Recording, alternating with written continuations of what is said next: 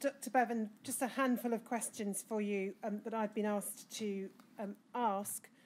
The first is in relation to the dissemination of minutes by UKHCDO. You referred in your evidence this morning when we were discussing the meetings you'd attended in 78-79 on Professor Flute's behalf. But your understanding was that Professor Flute would go through the minutes of the meeting in due course when he received them. Can I just check with you your understanding of what minutes were circulated by UKHCDO? Our understanding, based on evidence so far, has been that minutes of reference centre director meetings were not generally circulated beyond the reference centre directors. Is that your understanding? I think that's my understanding, including the reference centre director meetings I attended after taking up post at Guy's and St Thomas's. And the minutes of the AGMs that were attended by, or to which all Haemophilia Centre directors were invited, which took place annually, are those the minutes which you were referring to, which you understood were circulated to all directors? Yes. Thank you. Secondly, I asked you about contributions or sponsorship from pharmaceutical companies. As a matter of process, were those sponsorships or contributions that you were discussing in your evidence this afternoon declared to NHS employers at the time? And if so, were they ever questioned, or were any concerns or objections ever expressed by your employer?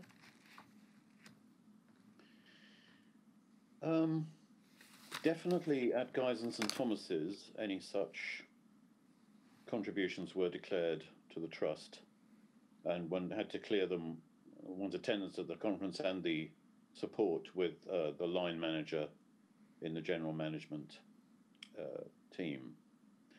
At George's, I think once again, after line managers came in, one was supposed to clear it with them. But the formal requirement for it being declared was much less prominent. Let's put it that way. Okay. So I think they were probably very lightly declared before about before 1995 or so, possibly. So that they were very likely or unlikely declared? No, they were. I think they were probably under-declared. I'm sorry, I'll modify that. Before 1990. Okay. After the internal market came in, everything got a bit more corporate. And did you ever have your line manager saying, no, you shouldn't accept this or you shouldn't go? No. And then I think the UKHCDO introduced registration of such events, and I think that was pretty widely complied with. But of course, that's not quite the same thing. Thirdly, we talked about the precautionary principle, and you said that the precautionary principle wasn't something that was generally recognised or applied to medical practice at the relevant time, and we were talking about the late 70s, first half of the 80s. In your view, should it have been? Should that have been a key part of medical practice at the time? That really refers to my whole feelings about a degree of anachronism. There are many things that, if they had been applied to the situation at that time, such as the current principles of clinical governance, of patient autonomy, in a way, yes, they all would have been better, but they weren't. I mean, they didn't exist. So it's a kind of strange question in a way. Okay. I think there are many things that we, as I've said before, a lot of aspects of medical practice, not just clinical practice, but organizational practice, ethical practice, changed as a result of the HIV epidemic. And of course, you could look at all those new introductions and say, oh, they would have been much better prior to the end. They would have achieved a lot if they'd been in place prior to the AIDS epidemic. But the fact is, they weren't. We needed the stress and horror of the HIV epidemic to learn those things. the next question is just in relation to the HIV counselling. You referred to having a counsellor. Can you recall how long it took, approximately after 1985, for you to have the funding at St George's to have the services of a counsellor? Or was that something that was attached to the infectious diseases unit? No, they had their own counsellors, and we had ours, and she was a great help. And I find it to be appalling that her name has just gone from my memory, and no doubt the patients remember her. That I've tried to think of myself. I think time has become compressed in retrospect, and it may well have been a year or so after getting those initial HIV results before we got the counsellor. My feeling is that within a year or two we had her, because she was funded by the Wandsworth Health Authority as a special grant. So I think we got hold of her within a year of that. The final question I've been asked to raise with you is about transfusion practice and your general experience as a haematologist more widely. And I think it might be most useful if I ask you to look at a document and then ask you the question. So, Seamus, could we have on screen, please, NHBT 0015 055 _001.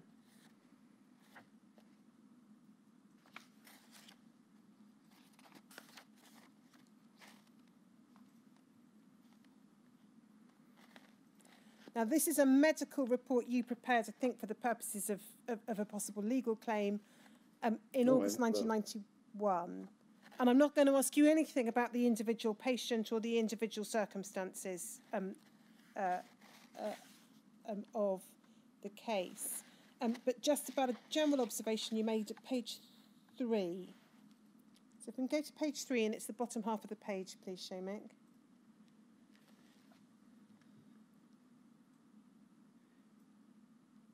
If we look at the penultimate paragraph there, Dr. Bevan, you say this: the risk of acquiring any viral infection, specifically viral hepatitis, from blood product transfusion is proportional to the total number of donor units to which the recipient is exposed.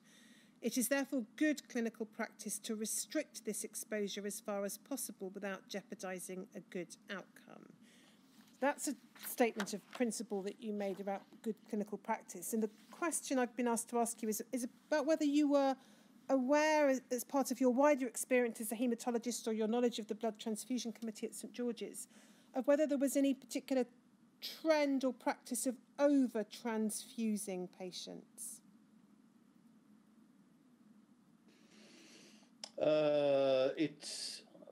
Right, okay. So here, although I use the word blood product transfusion, I'm really talking about red cell units, which obviously can only come from a single donor. And therefore, the larger the number of red cell units transfused into someone, the more donors they've been exposed to.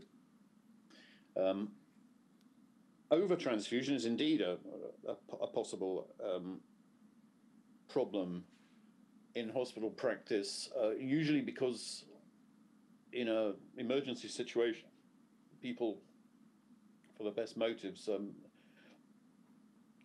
assume the person has lost more blood than they actually have. I think in modern practice, over-transfusion is much less likely because in critical operations like cardiac bypass, there is real-time monitoring of blood volume and other measures, which would mean that over-transfusion was far less likely now. But I think, yes, over-transfusion could occur.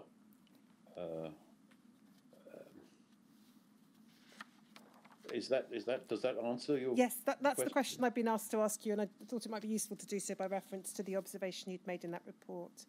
Yeah, I mean, that's about, a cardiopulmonary bypass patient who was transfused a large amount. And I'm just saying that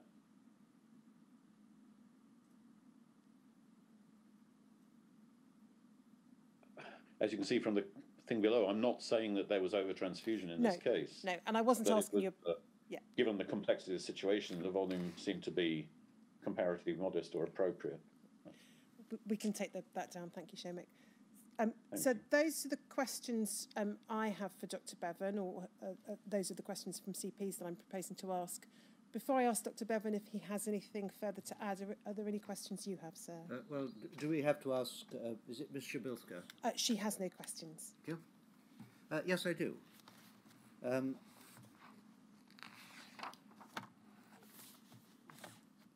Very early in your evidence this morning, you said something of an aside, but this. You said nothing from BPL is truly free.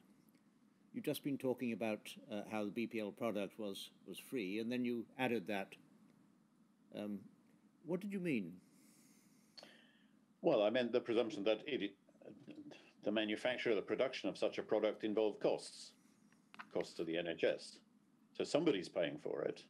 I think it may not, when it comes over to the clinical side in terms of a haemophilia centre, we do not pay for it. It's, if you like, free at the point of use.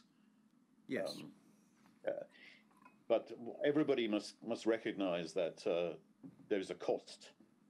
The trouble is that the NHS has never been very good at ascertaining, if you like, system-wide costs, as opposed to costs that appear on someone's budget at the end usage.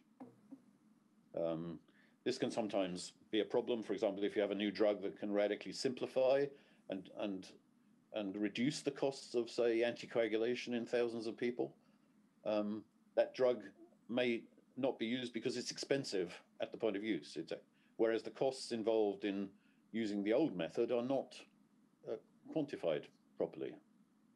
Whereas the cost of a commercial product that appears on an invoice on your budget is real and has to be, the true cost of the thing has never been collected and displayed in the same way.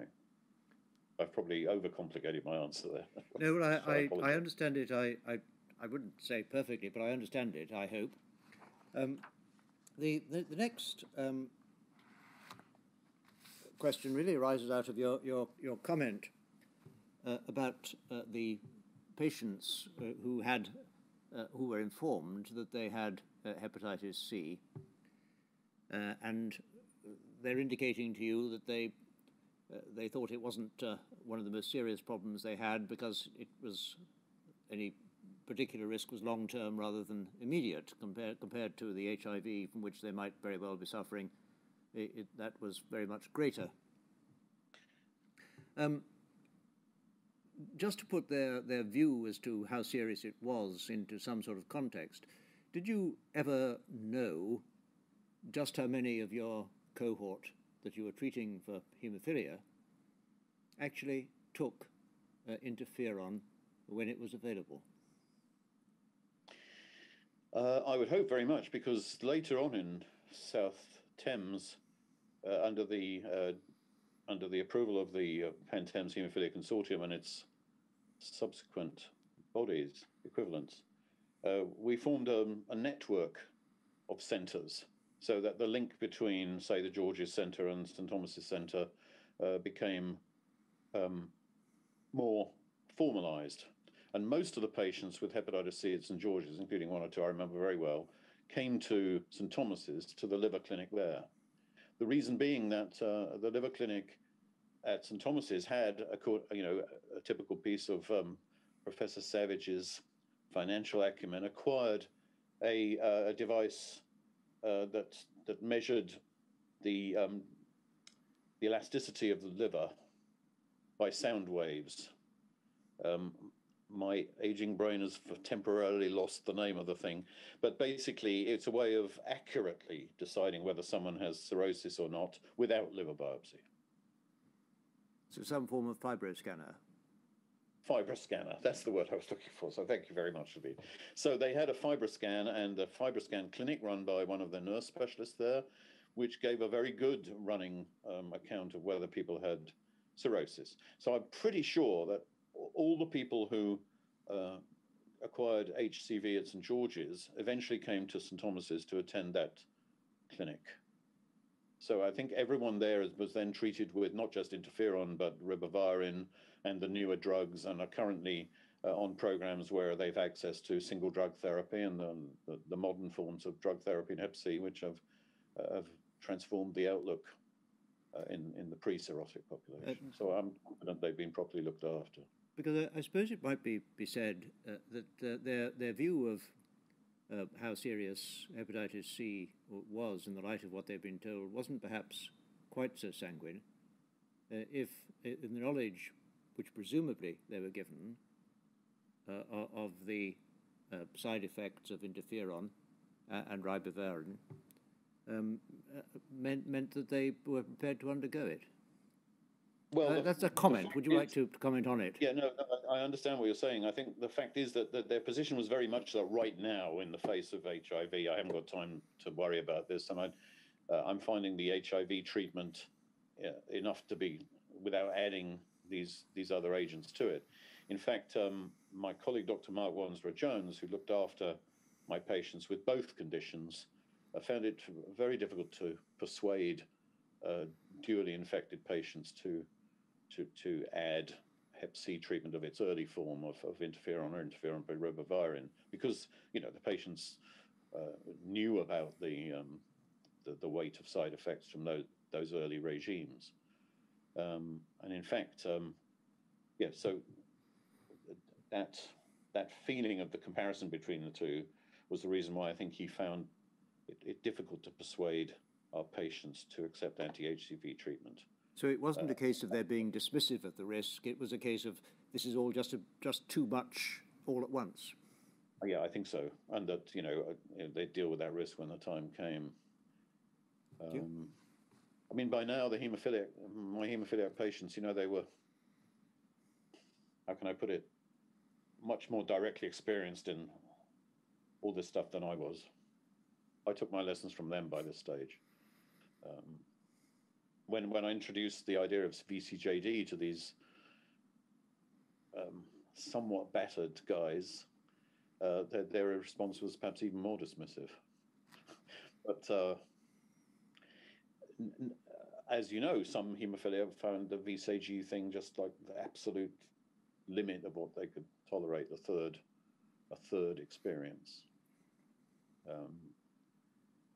But by now, the person, I know that my patients understand the whole context in great depth, more depth than I could ever understand, I think. The last question, or series of questions which I have to ask, really arises out of drawing the strands of two or three things that you said together. And can I introduce it by taking you back to paragraph 50 of your witness statement. Shoemake, that's 4106001. And it's paragraph 50. It's the third page of that, so it's page probably 0021 or 021 will be the number. It's page 24 internally. Thank you. Let's move on. Page 24 internally. Yes. Sorry, I'd assumed it was misnumbered. Page 24.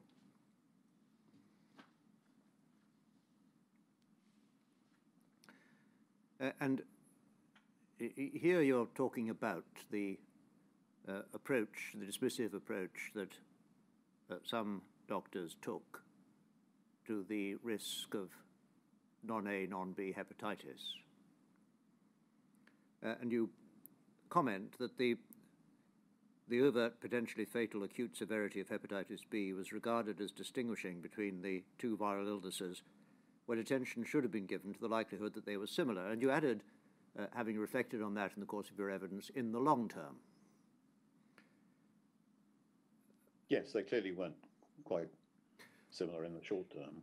You told us earlier that serum hepatitis became known as hepatitis C, non-A, non-B first, and then hepatitis C.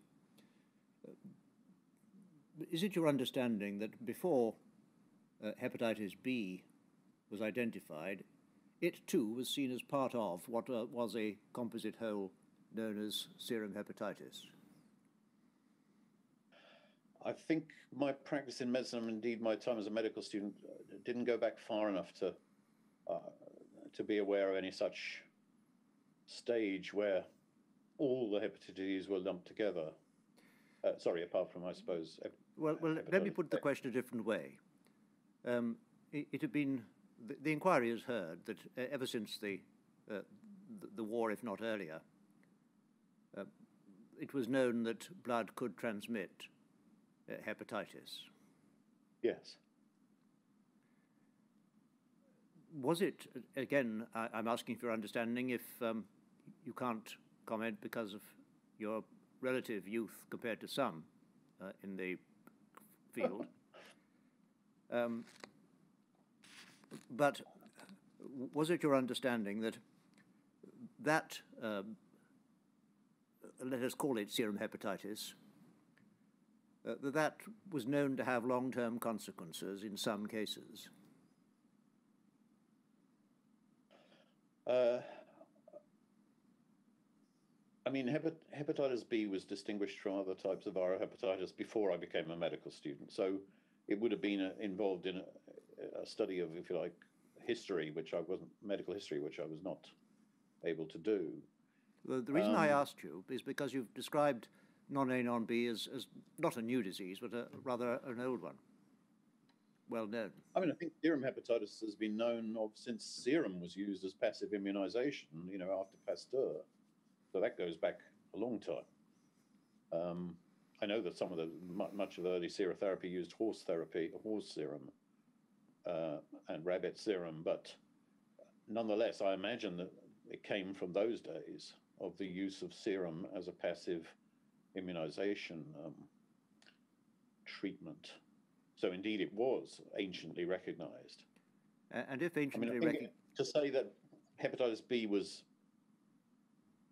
once only serum hepatitis, if you like, it's not quite true, because I think hepatitis B has a more that isn't what I'm asking, though I think it's very helpful that you should say so. What I was really asking was serum hepatitis, as it was identified after Pasteur, was it known to have, in some cases, serious long-term consequences? I'm unaware of that.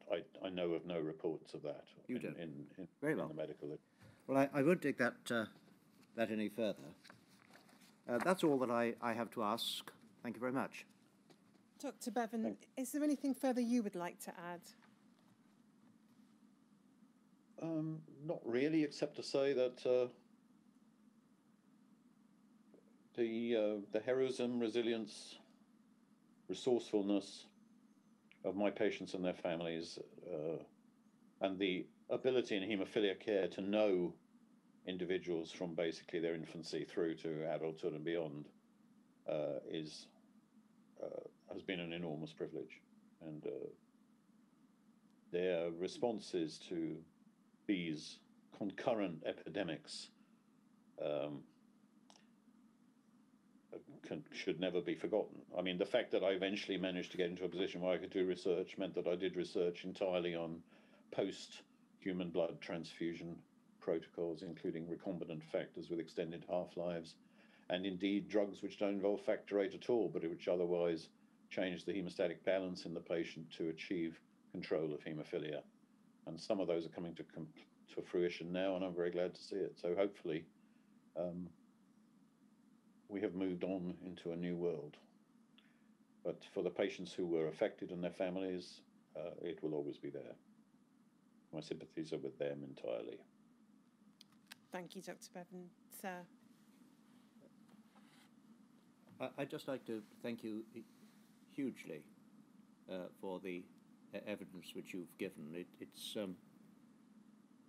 It has been in ways that you may not appreciate, though I hope you do, really very valuable indeed for us to hear evidence given with such honesty,